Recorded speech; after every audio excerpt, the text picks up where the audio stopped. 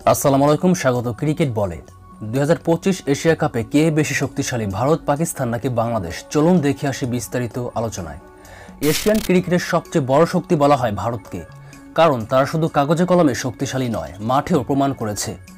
সূর্যকুমার যাদব, যিনি বর্তমানে ভারতের টি-20 ক্রিকেটের সবচেয়ে দ্রুত ও আক্রমণাত্মক ব্যাটসম্যান। তার পাশে আছে সহ অধিনায়ক শুভমান গিল, যিনি টপ অর্ডারের অন্যতম বড় ভরসা। ব্যাটিং লাইন আপ ভারতীয় ক্রিকেটের আসল শক্তি।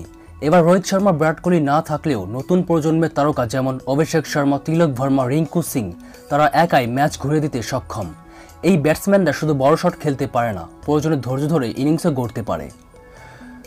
বোলিং বিভাগে ভারতের হাতে আছে সবচেয়ে বড় অস্ত্র জসপ্রীত বুমরা। থ্রেড ওভারে তার নির্ভুল ইয়র্কার প্রতিপক্ষকে ভয় ধরিয়ে দেয়। এছাড়া মোহাম্মদ সিরাজের গতি, এছাড়া স্পিন আক্রমণে কুলদীপ যাদব ও বরুণ চক্রবর্তী, এরা 2025 এশিয়া কাপে ভারতকে গড়ে তুলেছে ভারসাম্যপূর্ণ দল। পাকিস্তান ক্রিকেট সবসময় রহস্যময়। তারা যখন ভালো খেলে তখন মনে হয় এদের থামানো যাবে না, আবার কখনো কখনো মনে হয় এদেরকে টেনেও উপরে তোলা যাবে না। সবচেয়ে বড় পরিবর্তন এসেছে স্কোয়াডে। বাবর আজম আর মোহাম্মদ রিজনের মতো তারকা ওপেনারদের বাদ দেওয়া হয়েছে। এবার নেতৃত্বে আছেন সালমান আলী আগা।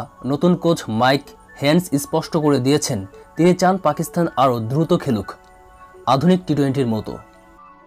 টপ অর্ডারে পাকিস্তানের হাতে আছে ফাস্ট স্কোরিং ব্যাটসম্যান। তারা পাওয়ার প্লেতে দ্রুত রান তুলতে চায়, তবে মিডল অর্ডার নিয়ে বড় প্রশ্ন আছে। অভিজ্ঞতা কম ও ফিনিশারদের অভাব।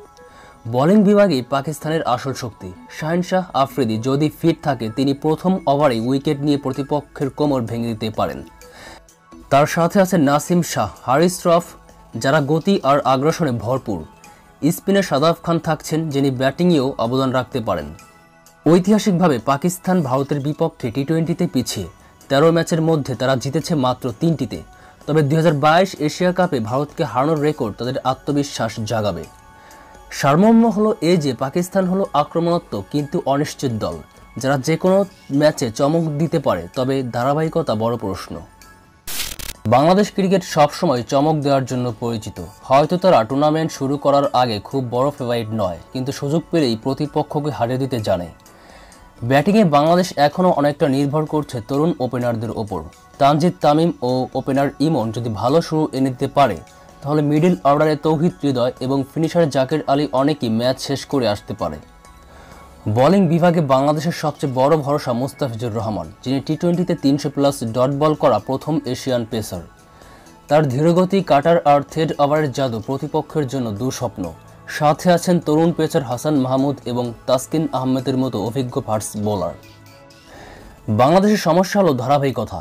এক ম্যাচে তারা দারুণ খেলে পরের ম্যাচেই হেরে বসে।